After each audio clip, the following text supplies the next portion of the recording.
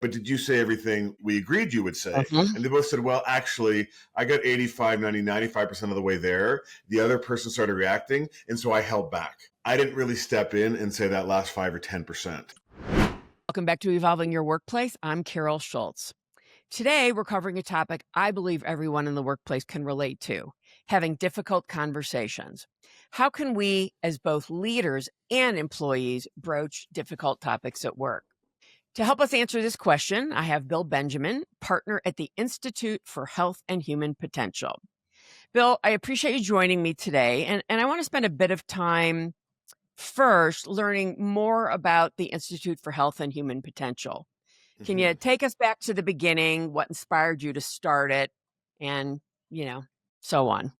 Yeah, sure. I mean, the company was actually started by my business partner, Dr. JP Palou Fry, and he and I went to high school together. And so he started it. He was working at the stress management clinic at MIT. He was doing a whole bunch of area in high performance, and that's around when the time the book Emotional Intelligence came out.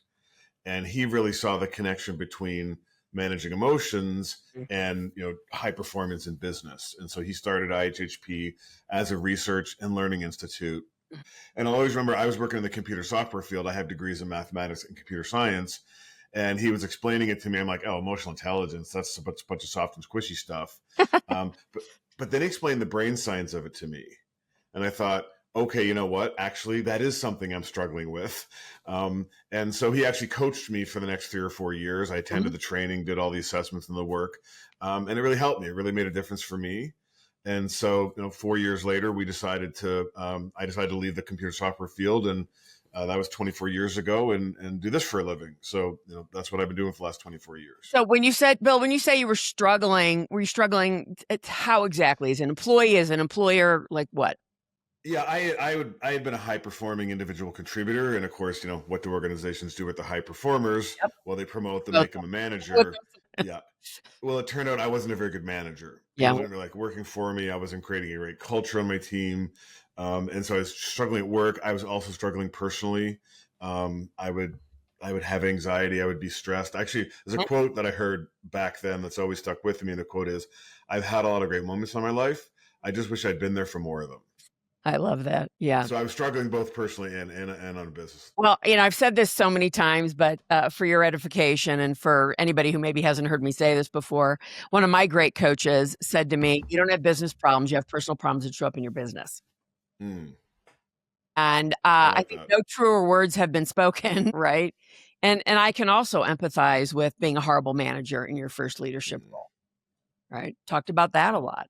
It never ceases to amaze me that companies don't invest in their leaders the way they should be, right? So that's partly what we're here to talk about. Not all companies. We have some great clients that we work with who do, but not all companies. Well, yes, right. that's for sure. I'm making a vast generalization. It's the same thing for me, right? The companies I work with improve exponentially on how they communicate and what that looks like and, so on and so forth. But I would say by and large, that's the exception, not the rule. I would agree with that. Yeah. So, what have you discovered about difficult conversations in the workplace personally? Yeah. So, we did some research that started about 7 or 8 years ago. And I'll just tell you the origin story. So really quickly, the origin story of what caused us to do this research was we were coaching 2 executives at a company who weren't getting along. Like that ever happens, right? Yeah, right. And they were coached to have a conversation with each other about the impact they were having on each other. So they went and had the conversation. They come back from the conversation. The coaches ask them individually, how did it go? And they both say, oh, went great. Yeah. Famous last words.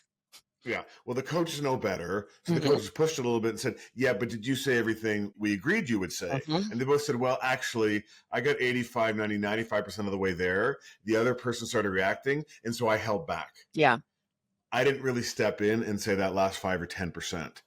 So that kicked off a research study we did of 34,000 people. And we determined that on average, it's 7.56%, but up to 8%, that people feel they leave unsaid in a difficult conversation. So we call that the last 8%. Yeah, that's so fantastic because, I love when people do that kind of research because that confirms what I've thought for years, right? Hmm. And I'm curious I have my own thoughts about this in the work that I do, but what is it about that last 8%, Bill, that you discovered why people are leaving that on the table? It's because of the way the human brain is designed. So Mhm. this is where the emotional intelligence work Interesting. comes in. The brain is designed to default to protection, Mhm. not risk. Mhm. So it's a risk to step into a difficult conversation or make a difficult decision. And so we're all wired to avoid, I might upset the person. They might not like me. They might not agree with me. They might not be happy with the decision. So we're all wired to avoid. And in fact, we all have a predictable default behavior. 68% of people in our research, um, their predictable default behavior in a last 8% moment is to avoid. This is so great because this is something I'm so passionate about, which is why I was really anxious to have this conversation with you. I'm a big advocate of what it is to have a culture of feedback, right? I've talked about it Hmm. ad nauseum. I've written about it in my book, and at a high level, it's really anybody can talk to anybody below to the side or above without any real repercussions of fear of being thrown under a bus, right? But Yes. how do you get to that is the Yes. question. And I believe and in the work that I do, it starts at the CEO. It starts at the CEO making a commitment to here's what I want to put in place. Here's what I'm committed to putting in place. This is what it looks like. Yeah. This is how I see us getting there. And we're not going to just get there tomorrow. Yeah. It's a process. You're absolutely right. And in fact, there's actually two things that go into someone being able to perform or display a certain behavior. Mhm. So, like giving someone feedback. One is, and it's 50%, their own internal skills and attitude. Yeah. Do they feel confident? Do they feel safe? Do they have the skills? Mhm. But that's only half of it. The other half is the environment they're in. So, as you said, if you're trying to create an environment where people speak up, but Mhm. senior leaders are shooting their ideas down in meetings, Right. they're less likely to speak Of up. So, course. our work in terms of creating cultures and creating organizations that are feedback rich and high performing does absolutely start with the CEO and the senior Yeah. team because they have to model, they're creating the culture and they actually Exactly. cascade it down through every people leader. Because the other thing is culture doesn't exist across organizations; it exists on teams. So you have to start with the senior team, but then you actually have to cascade it down through the people leaders. Because so the senior leadership team can be creating a great culture, but if there's certain leaders and managers who aren't, then it doesn't cascade down. So you've actually got to get each people leader That's right. showing up and Yeah. creating a psychologically safe culture on their team. Exactly, and I'm glad you're using that terminology, psychological safety, because that's super important. I feel like this is and to your point, it has to be done on every team, right? And Hmm. you have to provide that team with support or the leader of that team with the support. Yes. But to take that one step further, what I have found people don't realize is their choice of words that they use. People don't realize that their choice of words lands in the receiver's world in a very different way than they intended. So, Absolutely. and I'm sure you do this at your company, the importance of really working with people and teaching them about use of language and what works and what might not work and what sounds judgmental and so on and so forth. Because I often think, to your point where you said that that last 8%, people want to avoid, right? And that's a real driver. I Yeah. know in the coaching that I do, it's often people want to avoid domination of others, right? They want to avoid whatever that is for fear of what's going to happen. Yes. And, when you can get them past that, right? It's like a massive breakthrough. Absolutely. And the one thing I'll add is so Yeah, in our research, I mentioned 68% of people are avoiders. That's their predictable default right. behavior. But the other 32%, I sometimes fall into this category. I'm in that difficult conversation. The other person's getting defensive. Rather than step back, I step in, but I come on too strong, and now I'm making a mess of it. Yeah, So we talk about people being either avoiders or make a messers. And what we're teaching is the middle path sure. to push through the discomfort so you don't avoid, but to do it skillfully, so you don't, as you said, have the impact with your words you don't intend, so that the other person can hear you. And again, that's where the emotional intelligence skills come in. Yeah. Because first of all, you've got to be managing your own emotions. Mm-hmm. It doesn't matter how good your words are. If you're angry, you have contempt for them, you're frustrated with them, they're going to feel that no matter what your words say. So number one is managing emotions. Yep. Then is learning how to say things skillfully. Yeah. You can be managing your emotions, but you can say things that trigger the other person's emotions. Mm-hmm. So it's got to be both. Yeah, no question. It is definitely a two-sided street, right? Or a two-way street. How do you, emotional intelligence is such a, something we've been talking about for so long. How do you, I mean, do you have certain ways to determine what someone's emotional intelligence is, on a, let's say, call it a survey rather than just having a conversation with somebody, or both, or what? So there's a fallacy of self-assessments, Yeah. which is if we have blind spots, I have empathy, I'm authentic. In fact, Tasha Urich's work at Harvard, she found that 85% of people think they're self-aware, Of course. but only 10 to 15% are.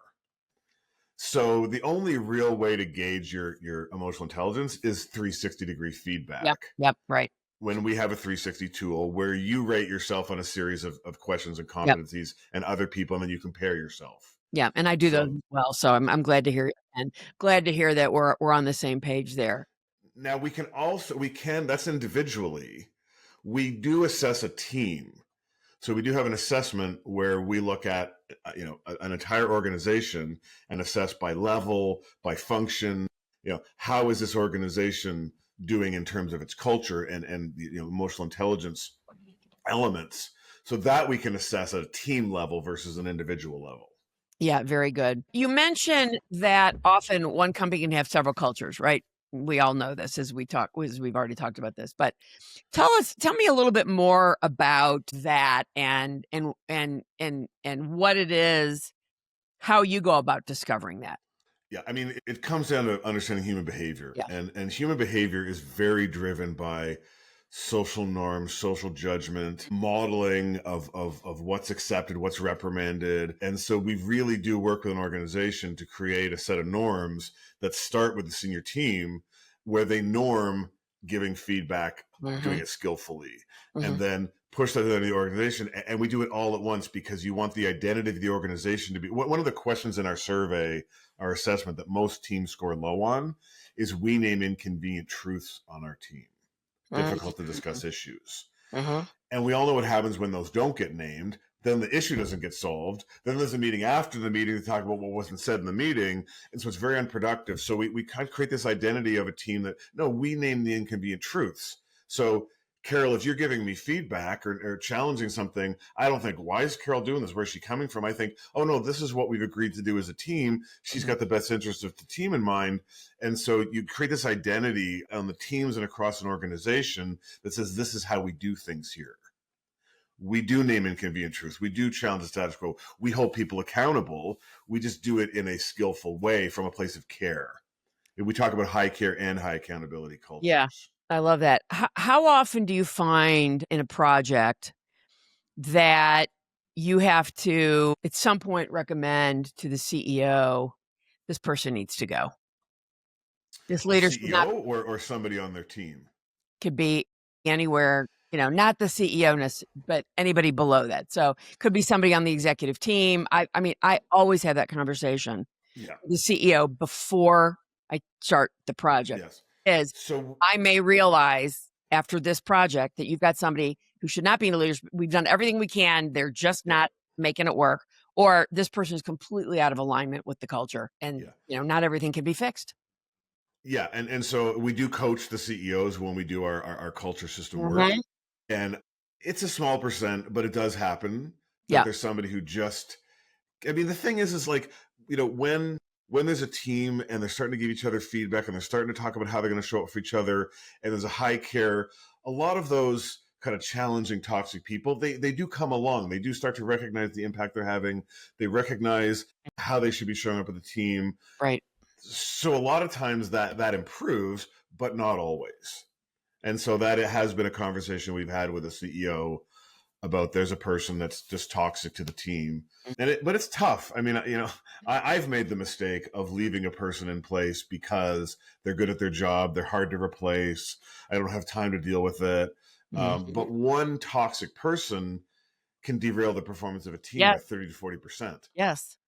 I'll never forget, this is probably goes back, it makes me think of a story back. This has gotta be, wow, let's see, I've been in Colorado 22 years. This is somewhere, I would say, in the 18 to maybe 20 years ago. I had somebody I'd worked with in the past, when I was still, headhunting. He had taken a job with a company headquartered somewhere here in Colorado as their, VP of sales, whatever the title was at that point for the, Hmm. top salesperson. He was the 5th person in this position in 6 years. Oh my gosh. Yeah. Wow. And, I'll never forget, it was a complete disaster. I did some research, and because he wanted me to come in and do some work for them. And as I did some research, and in that research, I always do some, let's call it blind reference checking. Hmm. Hmm. Okay. And I have ways to do that. So, one, it doesn't breach confidentiality.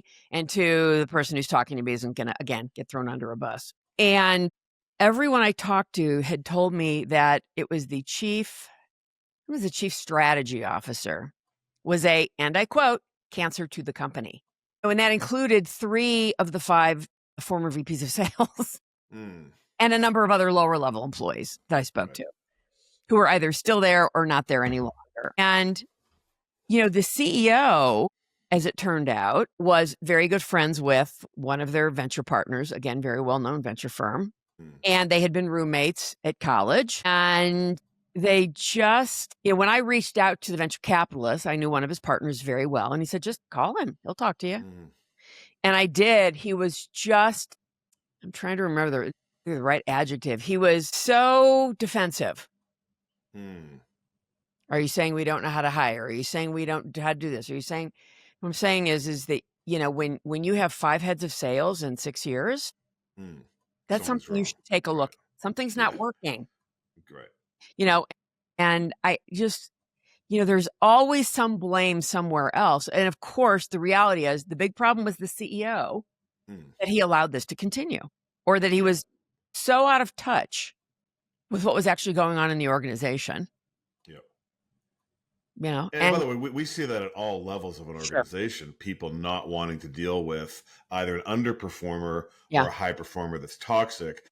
I've never met a leader who said, I wish I'd waited longer to deal with one of those two situations. Right. But again, we avoid it because of Yes. emotion. We don't Yes. want to deal with the outcome. We don't want to deal with the impact. And so Mhm. that's that whole avoidance. That's Mhm. a big one for a lot of leaders is Yeah. dealing with the underperformer or the toxic person. And by the way, it isn't just, well, let's go right to firing them. It's, are you actually giving them feedback? Does the Yeah. person even know the impact they're having? Are they aware of the situation? Because, Mhm. 95% of people, they want to do well. They want to do better. They don't want to have a negative impact on people. So many times, and you've had this experience, Carol, somebody gives somebody some coaching and they do it in a good way. And the person's like, oh, I had no idea. Okay, I want to get better. And so, yeah, it isn't just, well, you got to move right to firing. It's also, are you giving them feedback? Well, right, and that's my whole point. If you've gotten to that point, you've done everything you can, meaning asking the questions you're talking about, Yes. and so on and so forth. I would never, the greatest leaders, and I would say also the greatest coaches, consultants, whatever you want to call Hmm. call the 2 of us. Um, Sit back and observe and do the work and ask the right questions before we ever get to this point. I Yeah. just will always say to a CEO ahead of time, this could happen at the end of the Right. project. Are you Yes. prepared to do that? Should that be the recommendation by me? Yeah. Yeah. You know, That's a great, that's and they typically will. They will. And if they don't, I won't do the project with them. I'm not gonna put myself.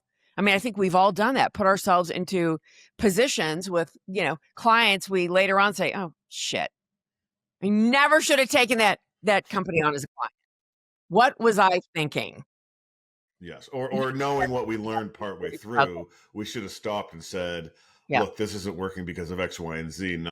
Mhm. So been Right. there, absolutely had some clients where it wasn't working. Yeah, And listen, what do they say? Experience is a wonderful thing. It enables us to recognize our mistakes so we don't make them again. Right? absolutely. None of us is without fault. None of us has never made a mistake. Right. And I think that's just the important thing is, we have to be accountable in the same way we expect our clients to be accountable. Absolutely. We like to say we want to be better than what we sell as an Yeah, organization. that's really great. Isn't that good? So, from a standpoint so the company was founded in 2002 or before that? The company was actually founded in 1998. I Nine joined it. joined I in joined in 2000, 2000. 4 I years later. joined in 2002. Yeah. Got it. Okay. What has been so who are your prospects? Like, not who specifically, but, what's your let's call it your ideal customer profile, right? Your ICP, we all talk about that. Yeah, yeah. I mean, typically it's an organization with 500 or more employees where it's typically not something's broken or toxic. Mhm. It's a good to great opportunity. It's a CEO and a senior team who have a growth plan, and they recognize that in order to drive growth, Yep. they need to improve their culture in some way. A good example would be Blue Cross of Idaho, one of our good clients. They recognize a need to be more innovative. They wanted to be an employer of choice because they're in Boise. It's hard to attract people, and so Okay. Paul Zerlo, the CEO, and the senior team recognized that culture was going to have a huge impact in them being more innovative and being an employer of choice. Right. And we were able to make a big impact on that for them. I imagine. So the choice to go with 500 and above, what had that be the choice rather than because I work with smaller companies Yeah. for the specific reason that I want to preempt whatever I can before it gets even worse. Yeah. It's just the robustness and richness of our culture Yeah. system and what it takes to implement. Yeah. Typically, we aren't finding companies with less than 500 employees are willing to make that investment commitment. I mean, there are some.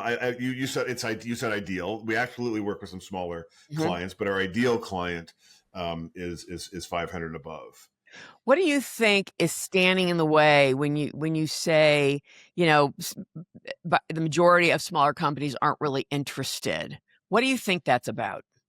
I mean, I think it's about not recognizing the importance of culture, not recognizing the importance Mhm. of developing because the work is also about leadership, right? It's kind of Yeah. like, and like you said, right? I like what you said about, you don't have business problems, you have personal problems to show up in business of helping people, develop their emotional intelligence, develop some of these skills to step into last 8% moments, Yeah. the positive impact that can have on their strategy, on their business outcomes, Mhm. and the willingness to kind of make that investment.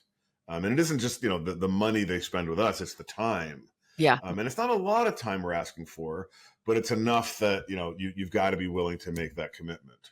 Yeah, I agree. How much time is that typically, would you say, on a weekly or monthly basis? So with the senior team, we have an assessment phase where we do our Right. quantitative assessment. We also do qualitative interviews, and we typically do 3 in-person senior team sessions. Now that can be spread over 3, 4, 5 months. Um, then with the people leaders, we have something we call sprints.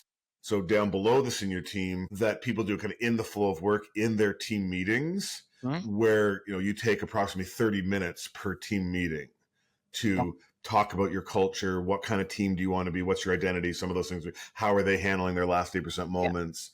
All of that they talk about in those team meetings. Yeah, outstanding. So for the people leaders, it's all done virtually and it's quite a bit less time. Yeah, I would imagine. Well, and the in-person time always takes longer, right? Because you have to start with the executive team. Exactly. So do you typically call right into the CEO? I mean, we don't call, but we are going to events where CEOs are there, or we just spoke at the National Association of Corporate Directors, which is Mhm. actually board members, because boards have a culture. Mhm. They're a team that doesn't always function as Right. well as they could, So great and days. then they can recommend to their CEO and the organization. They can make recommendations. So we also work with boards Yeah, as well as that's so CEOs. funny because because in my when I do my assessment, my initial assessment, I always include the board Right. for Yeah. the same reasons you're talking about, which is great. That's smart. Um, so what has been the growth path of the Institute for Human Potential, since you've joined them at least, 23 years, 24 years ago. Yeah, I mean, most of our, consulting, culture consulting, leadership development clients come through our keynote speaking. Yes. So myself and my business partner JP, we're relatively frequent keynote speakers at Mhm. leadership conferences, association meetings, National Association of Corporate Directors that I just mentioned. So because that way, people get it's a 90-minute, sometimes half-day session that's very practical and applicable, and people get exposure to the work, and they say, yeah, that last 8% thing, I think that's something we're struggling with. That would help us Very you good. know, that would help us execute our strategy. That would help us reach our growth targets. And so typically comes through the keynote speaking. Yeah, that's fantastic. What would you say is your biggest bottleneck to growth right now, if there is one? I mean, it is what's happening with the economy and all the uncertainty. I could argue now's the time when clients need us even more, I agree. but they don't always, they don't always see it that way. Yep. So, folks are starting to hesitate on just even having events where the people are speaking. They're hesitating on making investments, and so we just are an economically sensitive business. It just is the way it is, and so that's right now the only thing that's holding us back, because we have a great value proposition and great clients. And Right, right. Well, and it's interesting because this is, what you're describing is not uncommon when people are worried about the economy, right? But what they're not realizing is if we don't continue to invest, we may be losing a whole lot more money. I mean, that's the argument we make, and some get it, and some buy into it. I mean, we have lots of clients we're actively engaged with, Mhm. and we are now starting to see, and by the way, we have some clients like the Federal Reserve Bank that they're not directly impacted by the economy, Yeah. and so there's certain Okay. government agencies, there's certain Mhm. industries, pharmaceuticals. I mean, a little bit maybe with the tariffs, but people still need their medication. So there's certain industries and Yeah. certain clients that aren't as impacted by the uncertainty in the economy. Yeah, very interesting. Um, and if you had so would you say that that economy is right now the one thing that if solved would make the biggest impact in your business growth? Or I is there mean, something else yes, you could except say? that's external to us. Yeah. So we have to continue to work at the things that we can Mhm. control, the Mhm. things that we can do. So we are doing lots of things to say, how do we get in front of people so they can understand what we do, our value proposition, and so continuing to execute on those things. So Yeah. we're focusing on things we can control, because obviously nobody can control the economy, right?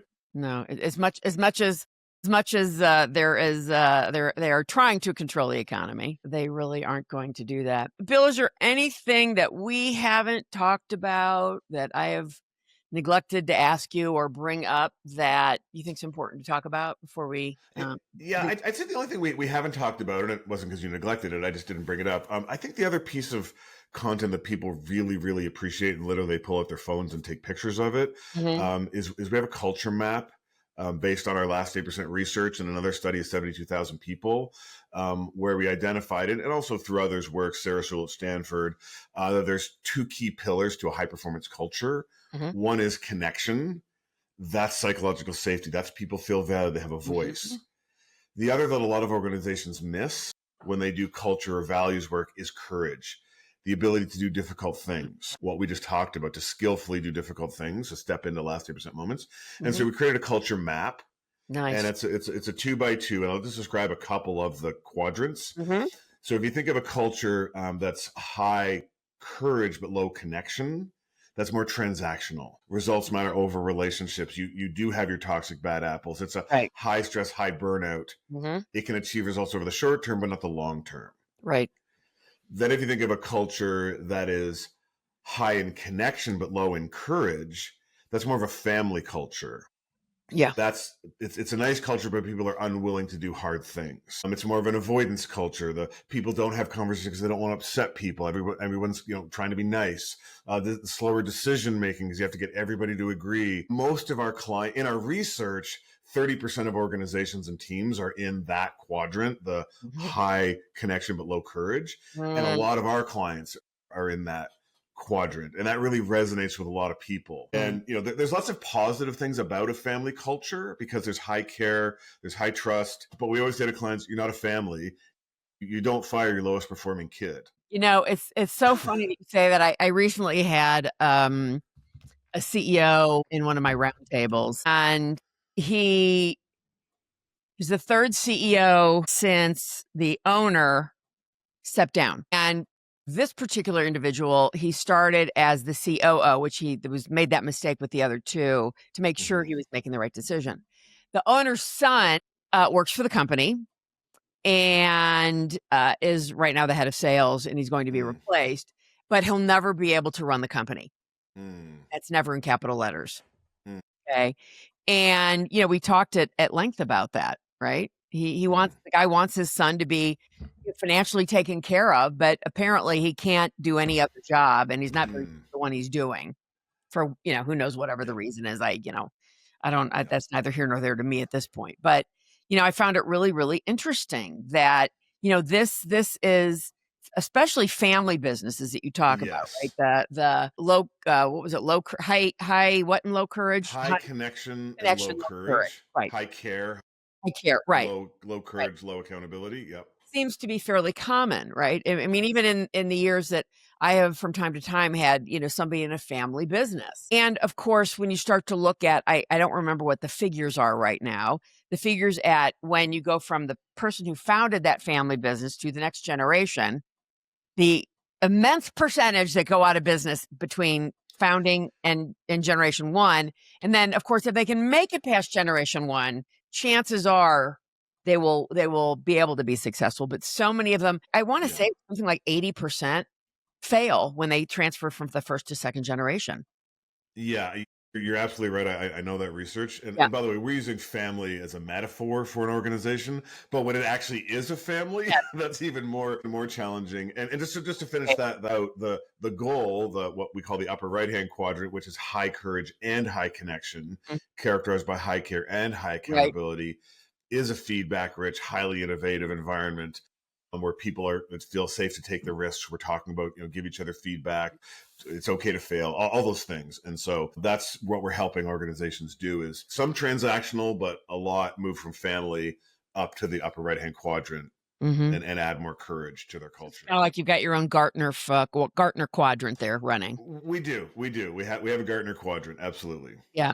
or Gartner type quadrant. Yeah, exactly. So, well, Bill Benjamin, partner at the Institute for Health and Hmm. Human Potential. I've really, like as I said, I'd really been looking forward to this conversation, and I am grateful for your time and such an interesting conversation. It really was, and thank you so much. I love your stories, and it was great to be part of this with you.